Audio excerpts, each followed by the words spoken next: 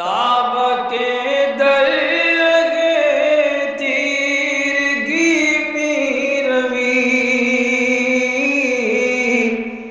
بہر توبہ درائے شباب غوی بشنو از گوش دل مثنوی معنوی در رہے صدق برتا مسمم شوی بشنو از گوش دل مثنوی معنوی در رہے صدق برتا مسمم شوی. بسم اللہ الرحمن الرحیم. الحمدللہ رب العالمین والصلاة والسلام علی حبیبہ و محبوبہ سیدنا محمد و آلہ و اصحابہ اجمعین. اما بعد. گزشتہ ہم پڑھ رہے تھے کہ اللہ تعالیٰ کے جو صفاتی نام ہیں جیسے علیم ہے اور سمیع ہے، بصیر ہے، جاننے والا، سننے والا، دیکھنے والا، تو یہ اللہ کے ان ناموں کی کیفیت کیا ہے؟ ہم جانتے ہیں کہ اللہ سننے والا ہے، دیکھنے والا ہے، جاننے والا ہے، علیم بذات الصدور ہے، دلوں کے اندر کی باتوں کا بھی جاننے والا ہے. اس کے بعد بھی ہم جو بے خوف رہتے ہیں اللہ کے دیکھنے والے، سننے والے، جاننے والے ہونے سے ہمارا ایمان جو کمزور پڑ جاتا ہے وہ کیوں ہوتا ہے؟ اس کی ایک وجہ کیا ہے؟ وہ یہاں پر بیان کیا جائے گا. اس پہ آگفت حق خود را بصیر کہ وہ دید ویت ہر دم نظیر. اللہ تعالیٰ نے اپنے آپ کو جو بصیر فرمایا ہے کہ میں دیکھنے والا ہوں، تو اسی لیے فرمایا ہے، بندوں کو بتایا ہے کہ بندو ہوشیار رہو، میں دیکھنے والا ہوں، تم جو کچھ کرتے ہو میں سب دیکھتا ہوں، تاکہ بندے ڈر کر رہے ہیں. ہر دم اللہ تعالیٰ کا بندوں کو دیکھتے رہنا یہ ایسا مرحلہ ہے کہ بندے ہمیشہ خوف زدہ رہنا چاہیے کہ ہم جو کام کر رہے ہیں اللہ اس کو دیکھ رہا ہے. اگر یہ چیز ان کے اندر، ان کی زندگی میں داخل ہو جائے تو پھر وہ بہت ساری برائیوں سے اپنے آپ کو بچانے میں کافی حد تک کامیاب ہو سکتے ہیں. اس پہ آگفت حق خود را سمیع تاب بندی لفظ گفتار شنی. اللہ تعالیٰ نے اپنے آپ کو سمیع، سننے والا اسی لیے فرمایا ہے تاکہ بندے اپنی زبانوں کو بری بات کہنے سے روک لیں. جب ان کو یہ پتا ہو کہ اللہ تعالیٰ ہماری ہر بات سن رہا ہے تو وہ بات منہ میں سے نکالنے سے پہلے سوچیں کہ ہم یہ بات کہہ رہے ہیں اور اللہ تعالیٰ اس کو سن رہا ہے. اسی لیے اللہ تعالیٰ نے بار بار فرمایا ہے کہ میں سنتا ہوں، میں سنتا ہوں، تم جو کچھ کہتے ہو میں سنتا ہوں. اس پہ آگفت حق خود را علیم تا نیندیشی فساد تو زبیم. اللہ تعالیٰ نے اپنے آپ کو علیم، جاننے والا، علم رکھنے والا اسی لیے فرمایا ہے تاکہ کوئی ڈر کر بری بات اپنے خیال میں بھی نہ لائے، سوچ بھی نہ لائے، کیونکہ وہ اللہ تعالیٰ جانتا ہے تمہارے ذہن کے اندر بھی، تمہارے دل کے اندر بھی جو بات گزرتی ہے وہ اس کا جاننے والا ہے.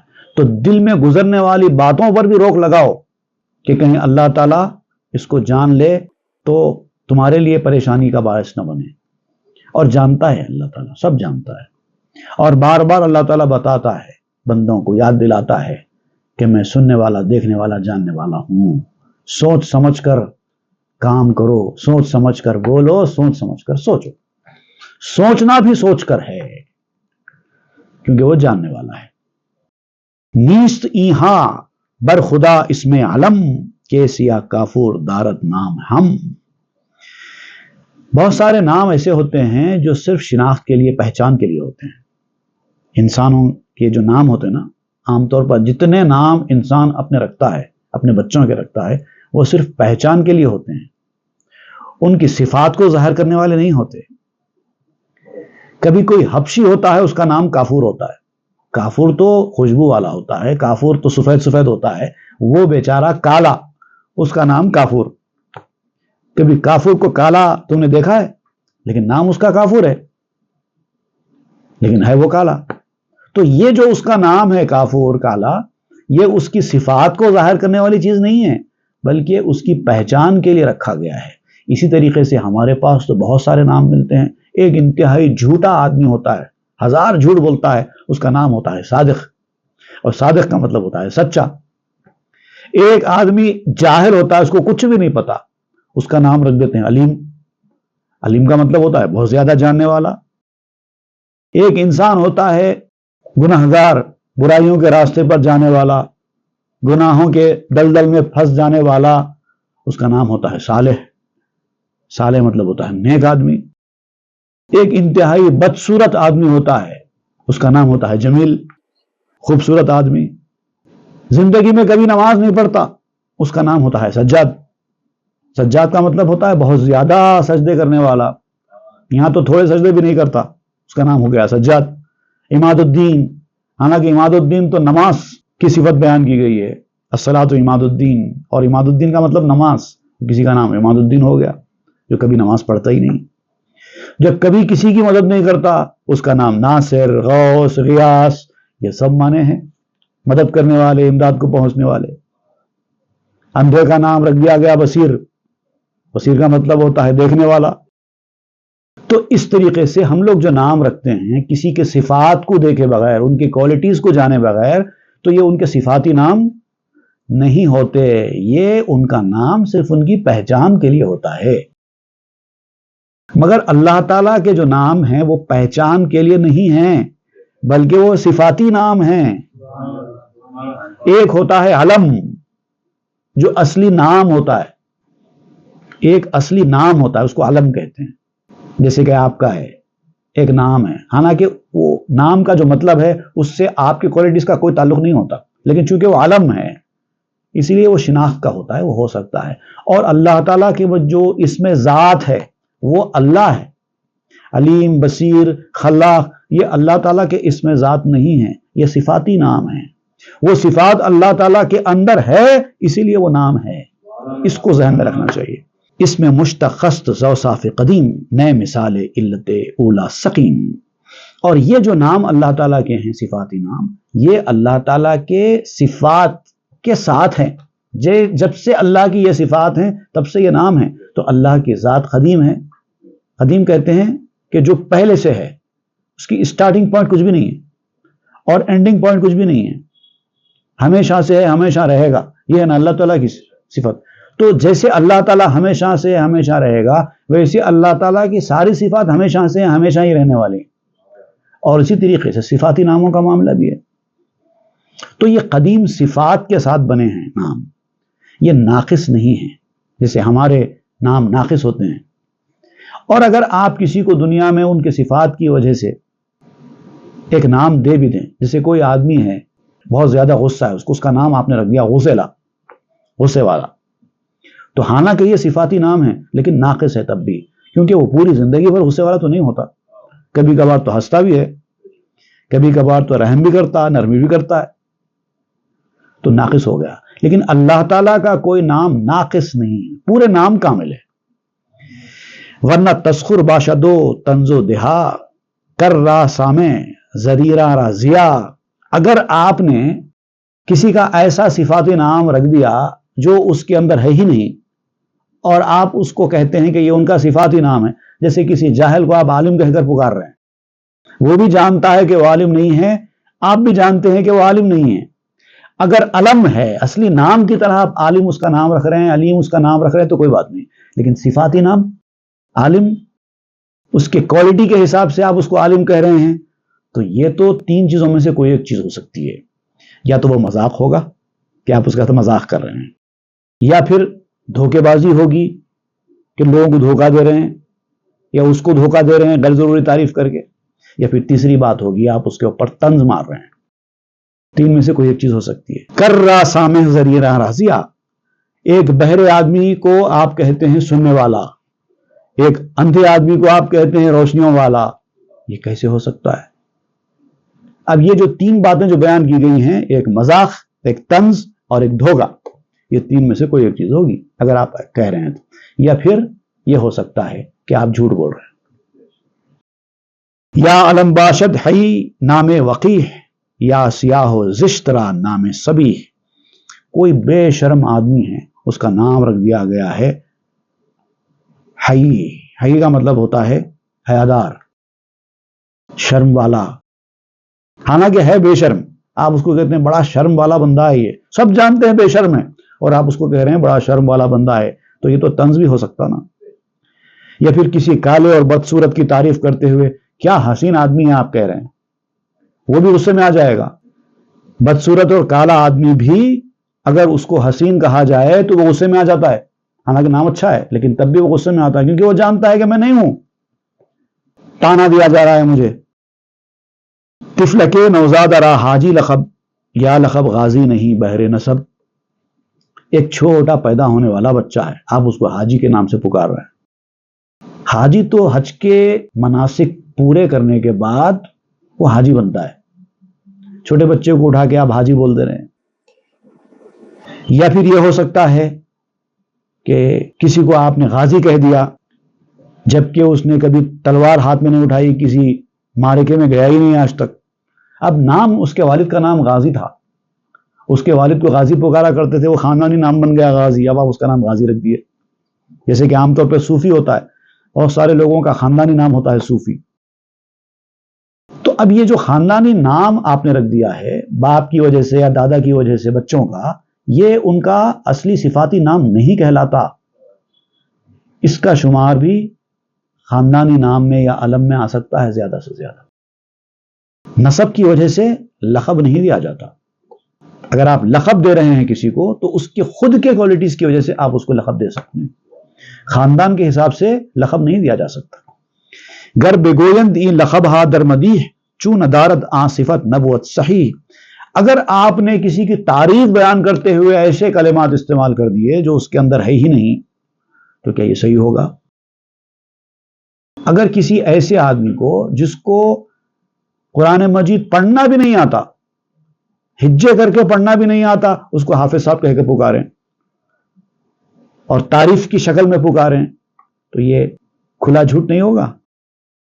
تسخرو تنزیبوت آ یا جنون، پاک حق اما یقول الظالمون، مزاح، طنز اور پاگل پن، یہ تین چیزیں ہوتی ہیں، تین چیزوں میں سے کوئی ایک چیز ہوتی ہے جب آپ کچھ پکارتے ہیں ایسا، یا تو آپ مذاق میں پکار رہے ہیں، یا پھر تانا کس رہے ہیں، یا پھر یہ کہ آپ کے ذہن میں کچھ فطور ہے، یو آر مینٹلی ڈسٹرب، تبھی آپ کرتے ہیں۔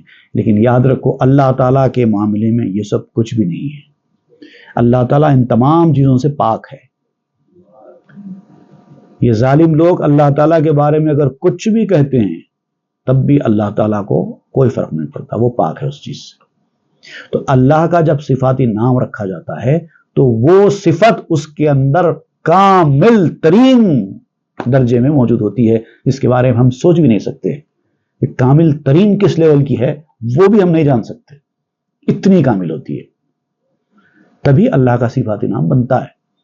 تو اللہ کو سننے والا، جاننے والا، دیکھنے والا جانتے ہوئے اپنے ناموں کے اوپر اللہ تعالیٰ کے ناموں کو قیاس مت کرو۔ ہمارے پاس پہلے تو وہ علم ہوتے ہیں، صرف نام ہوتے ہیں، صفات نہیں ہوتے، اور صفات ہوتے بھی ہیں اگر کسی حد تک تو ناقص ہوتے ہیں۔ من ہمی دانستمت پیش از وصال، کے نکو روئی و لیکن بد خصال۔ اب یہ محبوبہ نے عاشق سے کہا کہ میں تیرے ملنے سے پہلے ہی سمجھ گئی تھی کہ تو صورت تو اچھی رکھتا ہے لیکن تیری عادتیں اچھی نہیں ہیں، بڑا اسمارٹ ہے اور اپنے اس اسمارٹنس کی وجہ سے مجھے اٹریکٹ کرنے کی کوشش کر رہا تھا کہ میں مان جاؤں، صورت اچھی ہوگی لیکن سیرت تیری اچھی نہیں ہے، میں نے پہلے ہی تجھے دیکھ لیا تھا، جان لیا تھا۔ من ہمی دانستمت پیش از لقا، کس ستیزہ راسخی اندر شقا، تیری میری ملاقات تو آمنے سامنے پہلی بار ہوئی ہے لیکن میں پہلے ہی تیرے بارے میں جانتی تھی کہ تیرے مزاج میں جھگڑالو پن ہے، تو بدبختی میں پختہ ہے، یہ جو تیرا عشق ہے نا جو 8 سال سے تو بیٹھا ہے میرے انتظار میں، یہ تیرا عشق دراصل عشق نہیں ہے، یہ تیری ہوس ہے، جسٹ اٹریکشن ہے، لسٹ ہے، محبت نہیں ہے۔ میں یہ پہلے سے جانتی تھی، چونکہ چشمم سرخ باشد در ہمش، دانمش زاں درد گر کم بینمش۔ اب لوگ سوچتے ہوں گے کہ اس خاتون کو کیسے پتا کہ یہ مرد اس طریقے کا ہے، اس نے کبھی دیکھا ہے اس کو، اس کی صفات کو، اس کے چھپے ہوئے اس عیب کو؟ تو اب یہ کہتی ہے بہت ساری چیزیں ایسی ہوتی ہیں جو دکھائی تو نہیں دیتی لیکن محسوس کی جاتی ہیں۔ جیسے اگر آپ کی آنکھ لال ہو گئی ہے تو آپ کو خود محسوس ہوتا ہے کہ میری آنکھ میں کچھ پرابلم ہے، میری آنکھیں لال ہو گئی ہوں گی۔ کیا آپ اپنی آنکھوں کو دیکھ سکتے ہیں؟ کوئی بھی انسان کیا اپنی آنکھوں کو دیکھ سکتا ہے جب تک کہ آئینہ نہ ہو؟ لیکن وہ محسوس ضرور کر لیتا ہے کہ آنکھ میں کچھ نہ کچھ تو مسئلہ ہے، اور گیس بھی کر لیتا ہے شاید میری آنکھیں لال ہو گئی ہوں گی، شاید میری آنکھیں پھول گئی ہوں گی۔ کس نے کہا آپ کو کہ آنکھیں لال ہو گئی پھول گئی ہیں؟ دیکھا تو نہیں ہے نا آپ نے؟ تو آپ کہتے ہیں نا دیکھنا ضروری نہیں ہے، محسوس بھی تو ہوتا ہے، اندازہ بھی تو لگایا جا سکتا ہے۔ تو میں بھی ایسی صلاحیت رکھتی ہوں کہ اگرچہ کہ بعض چیزیں نہیں دیکھتی لیکن ایک درد اٹھتا ہے جس سے میں ہر چیز جان جاتی ہوں۔ تو مرا چوں برا دیدی بے شباں، تو گما بردی ندارم پاسباں۔ تم جیسے آگے بڑھ کے ہمت کے ساتھ تم نے ہاتھ بڑھایا تھا میری جانب، تم سمجھتے تھے کہ میں کوئی بکری کا بچہ ہوں جس کو پکڑ لو، میرا کوئی نگہبان، میری حفاظت کرنے والا کوئی نہیں ہے،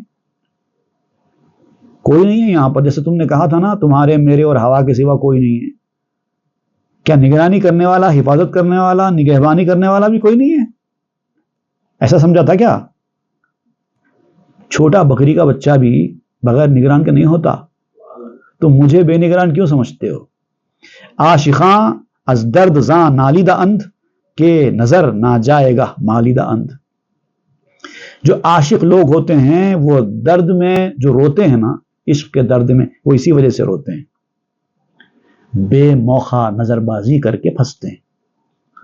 کوئی آدمی عشق کر کے، عشق مجازی کر کے یہ کہے کہ میں سچا عاشق ہوں تو سمجھ لو وہ جھوٹا عاشق ہے، کیونکہ تیرا عشق پیدا ہی تیری نظر کی وجہ سے ہوا ہے۔ تو نے غیر محرم کی طرف دیکھا ہی کیوں تھا؟ تو اگر دیکھتا نہ تو عشق ہوتا، تو اس سے اگر ملاقات نہ کرتا تو تجھے اس سے عشق ہوتا۔ تو ہمت کر کے آگے بڑھا، تیری پہلی غلطی تو وہیں تھی، اس کے بعد تو عشق ہوا۔ اگر تو اپنی نظر نیچے رکھتا تو تجھے عشق کہاں سے ہوتا؟ یہ جو بے موخع نظر بازی ہے، نظریں ادھر ادھر دوڑانا، اسی پریشانی کی وجہ سے وہ اس طرح کی مصیبت میں مبتلا ہوتے ہیں۔ یہ ان کی غلطی ہے، اب غلطی کی سزا بھگتو۔ تم نے غلطی کی ہے نا تو پھر اب تم کو بھگتنا ہوگا۔ کی کیوں ایسی غلطی؟ تم سمجھتے تھے یہ سب جائز ہے اسی لیے آگے بڑھ گئے، ناجائز کام کیا، پھر اب اپنے آپ کو درست ٹھہرانے کی کوشش کر رہے ہو۔ بے شباں دانستہ انداں زبیرا، رائے گاں دانستہ انداں سبیرا۔ یہ تو بالکل ایسی ہی بات ہے جیسے کسی کو کوئی ہرنی دکھائی دی، اس نے یہ سمجھا کہ اس کا کوئی دیکھنے والا، اس کا کوئی حفاظت کرنے والا نہیں ہے، کوئی محافظ نہیں ہے، جاؤ اور فوری دبوچ لو۔ یا پھر کوئی قیدی عورت دکھائی دی کہ اس کا کوئی پرسان حال نہیں ہے، جا کے اس کو دبوچ لو۔ ایسا ہونے والا نہیں ہے، ایسا نہیں ہے میرے ساتھ، میں بے محافظ نہیں ہوں۔ تاز غیرت تیر آمد بر جگر، کہ منم حارس گزافہ کم نگر۔ تم نے میری طرف ہاتھ بڑھانے کی کوشش کی تو غیرت خداوندی کو جوش آ گیا، وہاں سے ایک تیر چلا اور تمہارے جگر پہ جا کے لگا۔ میں نگہبان رکھتی ہوں، بےہودہ نگاہ میری طرف مت ڈالو، ہے میرا کوئی نگہبانی کرنے والا۔ کہ کمز برا کمز بز غال ام، کہ نباشد حارس از دنبال ام۔ بکری کا بچہ یا کوئی بھیڑ کا بچہ، کوئی شیپ کا بچہ بغیر محافظ کے نہیں ہوتا۔ اس کا کوئی چرانے والا ضرور اس کے ساتھ ہوتا ہے، تو کیا مجھے بھیڑ کے بچے بکری کے بچے سے بھی کمتر سمجھا ہے؟ ایسا کیسے ہو سکتا ہے کہ میرا کوئی نگہبان نہ ہو؟ کوئی ہے جو میری نگہبانی کر رہا ہے۔ حارسے دارم کے ملکش می سزد، دان داں بادے کے برمن می وزد۔ میں ایک نگہبان رکھتی ہوں، میرا ایک حفاظت کرنے والا ہے، اور یہ وہی ہے جو ساری دنیا پر حکومت کا سزاوار ہے۔ ساری دنیا پر جس کی حکومت ہے، وہ ہوا کو بھی جانتا ہے جو مجھ پر چلتی ہے۔ تم یہ مت سمجھا کرو کہ تم اور ہم اکیلے ہیں اور ہوا چل رہی ہے، نہیں، وہ ہوا کا چلانے والا بھی ہے اور وہی میری حفاظت کرنے والا بھی ہے۔ سرد بوداں باد یا گرما علیم، نیست غافل نیست غائب اے سقیم، اے بیمار ذہن انسان۔ ہوا ٹھنڈی چلتی ہے یا گرم چلتی ہے، کوئی فرق نہیں پڑتا، وہ نہ غافل ہے نہ غائب ہے، وہ ہر چیز جانتا ہے۔ ہوا بھی چلتی ہے تو ٹھنڈی ہوا چل رہی ہے یا گرم ہوا چل رہی ہے وہ بھی جانتا ہے۔ نفس شہوانی ندارت نور جاں، من بے دل کوریت می دیدم آیاں۔ یاد رکھ، شہوت والا جب نفس ہوتا ہے انسان کا، جس کے نفس کے اوپر شہوتوں کا، خواہشوں کا جب غلبہ ہو جاتا ہے تو ایسے آدمی کی روح کا نور ختم ہو جاتا ہے۔ جو نور والی روح رکھتے ہیں ان کی نظر کچھ اور دیکھتی ہے، جو بے نور روح رکھتے ہیں ان کی نظر کچھ اور دیکھتی ہے۔ ان کی نظر لمیٹڈ ہوتی ہے، وہاں تک نہیں دیکھ پاتی جہاں تک نور والی روح والے دیکھتے ہیں۔ تم آنکھوں سے دیکھتے ہو، آنکھوں کی نظر جہاں تک جاتی ہے تم کو وہی دکھائی دیتا ہے، اس کے بعد نہیں دکھائی دیتا۔ لیکن جو دل والے ہیں، جو دل سے دیکھتے ہیں، وہ بہت کچھ دیکھ لیتے ہیں۔ نفس شہوانی زیخ کرست کور، من بے دل کوریت می دیدم ز دور۔ شہوت جس کے نفس کے اوپر غالب ہوتی ہے وہ اللہ تعالیٰ سے اندھا اور بہرا ہو جاتا ہے، اس کو یہ خیال بھی نہیں آتا۔ جب شہوت عروج پر جاتی ہے نا، اس وقت وہ بھول جاتے ہیں کہ اللہ بھی ہے جو انہیں دیکھ رہا ہے، ان کے ذہن میں آتا ہی نہیں ہے، کیونکہ وہ نور سے خالی ہیں، ان کی روح اندھیرے میں بھٹک رہی ہے، اسی لیے ہوتا ہے۔ لیکن جو دل کے روشن ہوتے ہیں، دل کی نظر رکھنے والے ہوتے ہیں، وہ نہ صرف یہ کہ اللہ تعالیٰ کے وجود کو سمجھتے ہیں، وہ نہ صرف یہ کہ درجہ احسان پر فائز ہوتے ہیں، بلکہ ان کی روح کا نور تمہارے اندھے پن کو بھی ان کے سامنے روشن کر دیتا ہے۔ جب کوئی برے ارادے کے ساتھ ان کے پاس آتا بھی ہے تو وہ اس کو بھی بھانپ لیتے ہیں، بولنے کی ضرورت نہیں پڑتی کہ میں برے ارادے کے ساتھ آیا ہوں، ایسی نظر رکھنے والے تمہارے ارادے کو بھانپ لیتے ہیں۔ ہشت سالت زاں نہ پرسیدم بے ہیچ، کہ پرت دیدم ز جہلو پیچ پیچ۔ تم کیا سمجھتے ہو کہ تمہارے گزشتہ 8 سال کی مجھے خبر نہیں ہے؟ میں نے 8 سال سے تمہیں جو پوچھا نہیں ہے نا، اس کی وجہ یہی ہے، میں جانتی ہوں 8 سال سے تم میرے فراق میں بیٹھے ہو، میرے انتظار میں بیٹھے ہو، میرے عشق میں بیٹھے ہو۔ میں چاہتی تو جبھی تم سے بات کر سکتی تھی، لیکن میں نے جان بوجھ کر تم کو لائٹ لیا ہے، میں نے پوچھا ہی نہیں تمہارے بارے میں، کیونکہ میں تمہاری حال حقیقت کے بارے میں جانتی ہوں۔ تمہاری نادانی اور دل کے اندر کی گندگی مجھے تمہارے چہرے سے صاف صاف دکھائی دے رہی تھی، اسی لیے میں تمہاری طرف کوئی توجہ ہی نہیں ڈال رہی تھی، 8 سال سے تمہیں گھما رہی تھی۔ اب یہ تو اتفاق سے تمہارا میرا آمنا سامنا ہو گیا، ورنہ تو تم زندگی بھر کبھی مجھ سے ملاقات کر ہی نہیں پاتے۔ حالانکہ میں جانتی تھی تمہارے جنون کی اس کیفیت کو۔ خود چے پرسم زاں کے او باشد بے توں، کہ تو چونی چون بود او سر نگوں۔ اب جو آدمی آلریڈی بھٹی میں جل رہا ہے، اب اس سے جا کے میں اس سے احوال کیا پوچھوں، تو کیسا ہے پوچھوں؟ جو آدمی اپنے نفس کی آگ کی گندی بھٹی میں اپنے آپ کو ڈال کر اپنے آپ کو جلا رہا ہے، خود اپنی بربادی کا سامان کر رہا ہے، میں جا کے اس کی خیریت پوچھوں؟ کوئی آدمی اگر قدرتی طور پر بیمار پڑ جائے، ایکسیڈنٹ ہو جائے یا کچھ بھی ایسی ناگہانی بلا اس کے اوپر آ جائے تو اس کا احوال پوچھا جاتا ہے، اس سے ہمدردی کی جاتی ہے۔ کوئی آدمی خود اپنے پاؤں پر اپنی مرضی سے کلاڑی مارے، اپنے آپ کو برباد کر لے، اس کا احوال کوئی پوچھتا ہے؟ کوئی نہیں پوچھتا۔ جناب آپ کیسے ہیں، آپ کا درد ٹھیک ہوا کہ نہیں ہوا، ایسا کوئی نہیں پوچھتا، کیونکہ وہ جانتا ہے کہ اس نے خود اپنے آپ کو درد کا شکار کیا ہے، اب کون پوچھے گا؟ اسی لیے میں نے تیرا کوئی حال چال نہیں پوچھا، ہمیشہ تجھے نظر انداز کرتی رہی۔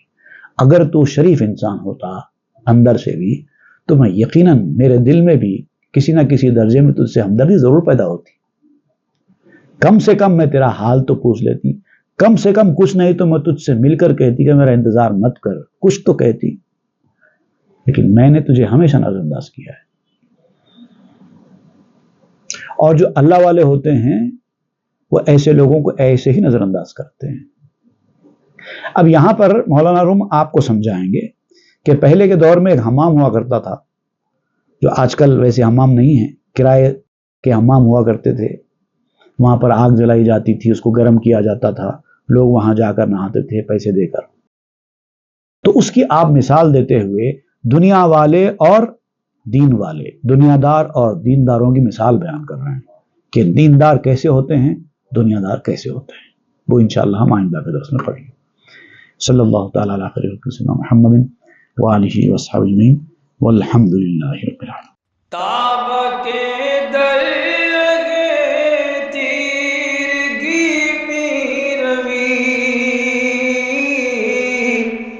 بہر توبہ درائے شباب خوی، بشنو از گوش دل مثنوی معنوی، در لہے صدق برتا مسمم شوی، بشنو از گوش دل مثنوی معنوی، در